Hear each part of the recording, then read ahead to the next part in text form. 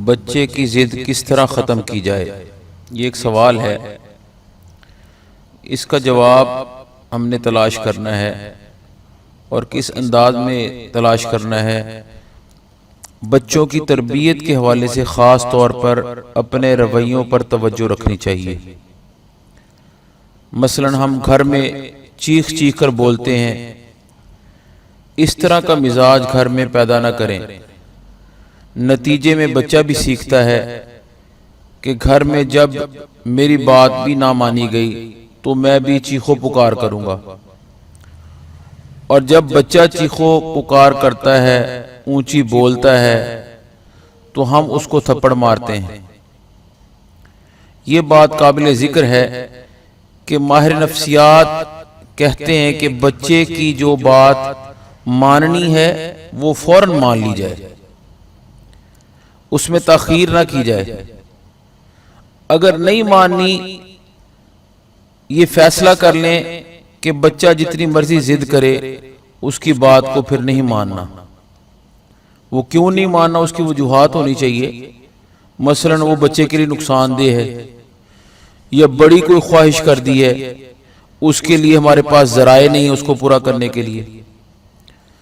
تو اب وہ کیا کرے گا؟ اس پر رونے لگ جائے گا، چیخو پکار کرنے لگ جائے گا، رو رو کے نیچے گر جائے، تب بھی اس کی ضد کو پورا نہیں کرنا۔ بعض اوقات ہم کیا کرتے ہیں، 5-10 منٹ بچہ رونے لگ گیا، ضد کرنے لگ گیا، اس کی بات یہ کہہ کر ہم مان لیتے ہیں کہ تم نے تو بات ماننی ہی نہیں ہے، تم بڑے ضدی ہو، تو ہم یہ کہہ کر اسے دیتے ہیں۔ اب بظاہر تو یہ ایک چھوٹی سی ایکٹیویٹی ہے، مگر بچے نے در پردہ اس سے کیا سیکھا کہ چیز مل سکتی ہے مگر اس کے لیے رونا پڑے گا، تو وہ روتا ہے اور اپنی ضد پوری کروا لیتا ہے۔ اب اسی طرح جب اگلی مرتبہ ضد پوری نہیں ہوگی، 10 منٹ رویا ہے، ضد پوری نہیں ہوئی، تو اس کا دورانیہ وہ بڑھا دے گا، 15 منٹ کر لے گا یا 20 منٹ کر لے گا۔ اب اس کے پاس ایک اصول سامنے آ گیا، ضابطہ آ گیا کہ جب میں روؤں گا تو اپنی بات منوا لوں گا۔ لہٰذا اب بچے کی ضد نہیں مانی جائے گی، ساتھ ہی ساتھ اسے سمجھانا بھی ہے۔ یہ نہیں کہ اس پر کراس لگا دیا جائے، ساتھ اس کو سمجھانا بھی ہے، بیٹا میں تمہارا باپ ہوں یا تمہاری ماں ہوں، یہ تمہارے حق میں بہتر نہیں ہے۔ اس پر دست شفقت بھی رکھا جائے، محبت کا اظہار بھی کیا جائے اس سے، اور اسے اچھے طریقے سے گائیڈ کیا جائے۔ اور بعض اوقات والدین ضد کر رہے ہوتے ہیں، مثلا بچے سے کہہ رہے ہوتے ہیں یہ فلاں چیز کھاؤ، یہ انڈا کھا لو، یہ ٹینڈے کھا لو، لیکن بچہ نہیں کھا رہا۔ اب یہاں والدین ضد کر رہے ہوتے ہیں، یہاں بچے کی ضد نہیں ہے، کیونکہ آلٹرنیٹ تو موجود ہے نا کھانے پینے میں۔ اگر وہ ایک چیز نہیں کھا رہا، انڈا نہیں کھا رہا، اس کو دوسری کوئی چیز بنا کے دے دی جائے۔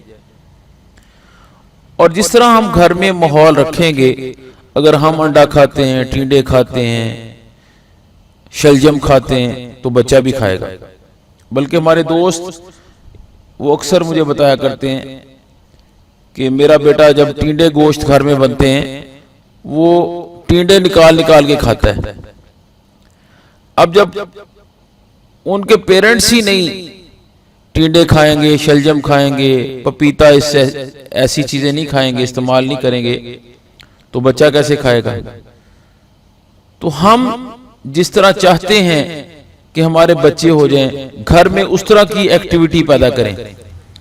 اب ہمارے گھر میں جو ہے، ہم جو پیرنٹس ہیں پپیتا کھاتے ہیں، حالانکہ بچوں میں یہ زیادہ پپیتا کوئی پسندیدہ یا ذوق اور شوق سے نہیں کھایا جاتا، لیکن ہم کھاتے ہیں، ہمارے بچے بھی آگے بہت شوق سے کھاتے ہیں۔